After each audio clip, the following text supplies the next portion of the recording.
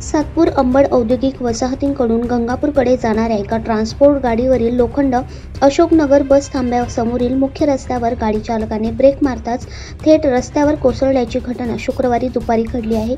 सुदैवाने या घटनेत कोणतीही जीवितहानी झाली नसली तरी गाडीचे मोठे नुकसान झाले आहे। ही घटना अशोकनगर पोलीस चौकीपासून हाकेच्या अंतरावर घडली असून पोलिसांनी केवळ पाहण्याची भूमिका घेतल्याने स्थानिक नागरिकांत आश्चर्य आणि नाराजी व्यक्त केली जात आहे।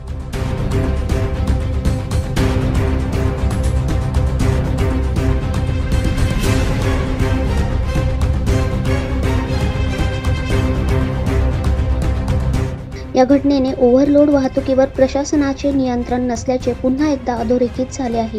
दरम्यान भविष्यात अशा प्रकारच्या घटना टाळण्यासाठी या प्रकारची चौकशी करून दोषींवर कारवाई करण्याची मागणी स्थानिक रहिवाशांनी केली आहे।